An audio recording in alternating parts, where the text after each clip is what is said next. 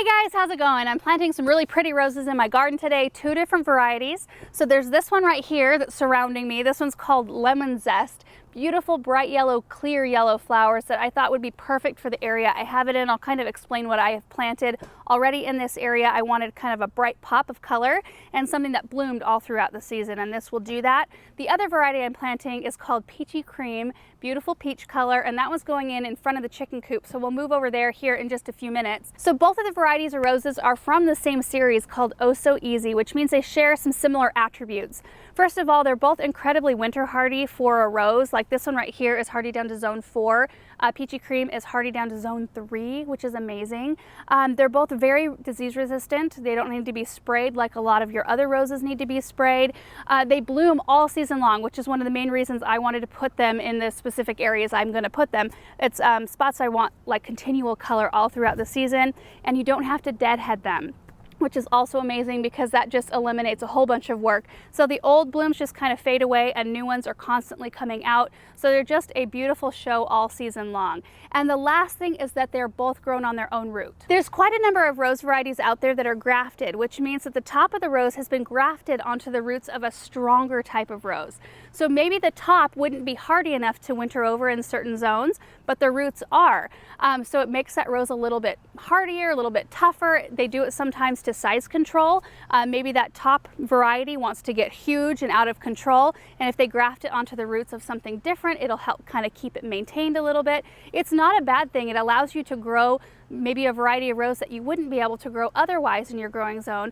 But when you have roses that are grown on their own roots, like in a very natural way, you know, you have a cutting from a plant, you stick it in soil, you let it root out and create its own roots. That means that this whole plant, roots and all, is all the same. So if anything were to happen, if you have a cold snap or something would happen that the whole top of the rose somehow died, when it grows back, it'll grow back true to the variety that you bought. I've experienced grafted roses dying before because we do have some weird erratic weather sometimes. And then when it grows back, instead of like a beautiful, you know, creamy colored rose, I'll have like a single red rose coming out from underneath the ground. And then if I do a little digging, I can find the graft, and all the new living growth is coming from underneath the graft. So anyway, there's pros and cons to grafted roses, but when you get something that's own root, then you know that you're good to go no matter what happens. And then a couple things specific to this Lemon Zest variety. This one right here, when it comes out, it's yellow from bud all the way to when it's fading out right here. You can see it's just kind of a little bit of a lighter yellow color. It doesn't fade to cream or white like a lot of roses do. So you still, even in the older roses, you still get that really pretty yellow effect, which I really like that it maintains that color. And these grow about 2 to 3 feet tall and wide. If you need to prune them, you shouldn't have to unless you need to remove maybe a dead branch or something like that here and there. If you want to prune them, you can do that in early spring just to kind of maybe size control them a little bit if you need to, if there's like a wild branch or something like that. That's when you can do that. So this area gets full sun in the afternoon. I would say maybe like midday all the way to the end of the day, and they do prefer at least 6 to 8 hours of sun to perform. Both of the areas I'm putting them in get really hot afternoon sun. So I know it looks shady right now because we put a shade up for this video. So anyway, I'm gonna get these in the ground and then I'll explain everything that's around them.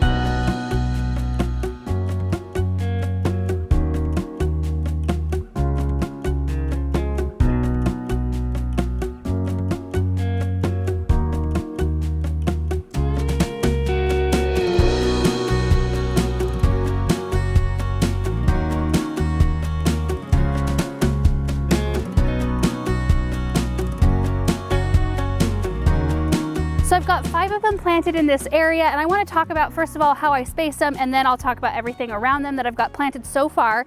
So these grow 2 to 3 feet wide, which means from the center of the plant they'll grow 1 to 1.5 feet on either or all sides. So I spaced them about 3 feet apart from each other, so if they reach that full size of 3 feet, in the end they'll just barely start to touch, which is really quite perfect. I left some space in between, like right in here and then right around the tree trunk here, just so that I could plant maybe some taller growing verbena, something like that with some other color, because I like to have my flower beds, first of all, have a little formality, like I've got a lavender hedge here and then a boxwood hedge behind me, but then in between those I can have a little bit more free flowing with, you know, a little bit more wild and intermixed blooms. So I think that these are going to be just, well, I love the way they look already.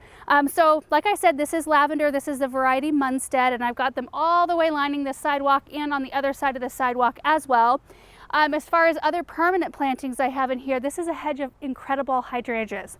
So imagine when all 6 of these are in full bloom, and then we've got the blooming roses and the blooming lavender.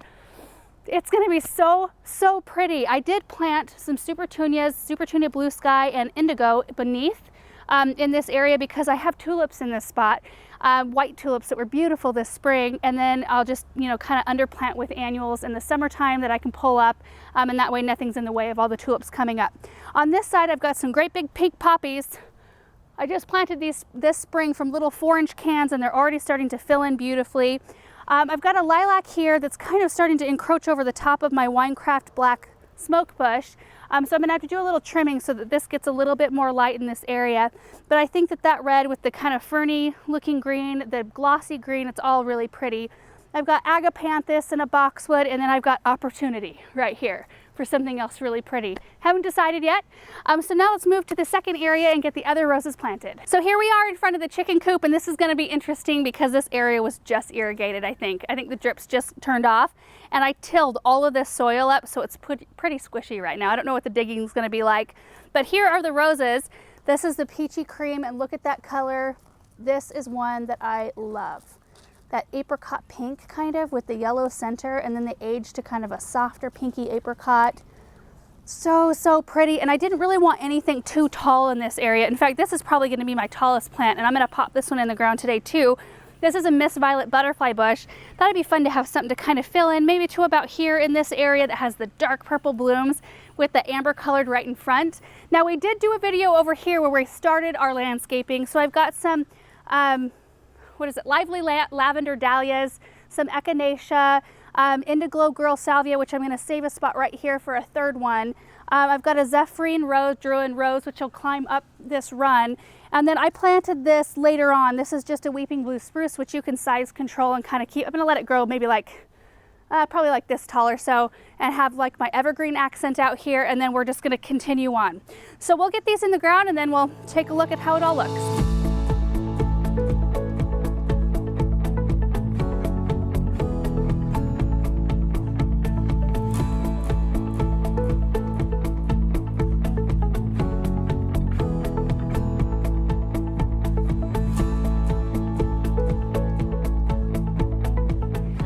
Like how this little area is taking shape. I think it's going to be so full of color and just kind of free.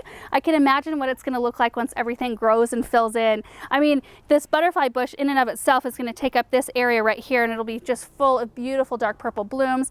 Now, I did plant that a little high. They like to be planted to where their root ball is a little bit higher than the natural soil line, so water can run away from the crown of the plant. That's the #1 thing that will affect your butterfly bushes, is if you plant it in an area that doesn't drain well, or if water comes in and pools around the crown of the plant. So I just wanted to mention that quick. I did put a purple fountain grass right here as kind of a space holder. I wanted something red first of all, so I think it'll bring some really good color, and it'll get about this tall or so. I didn't want to put the butterfly bush in the center to where it was looking like I was circling it with plants. I kind of wanted everything to be off just a little bit.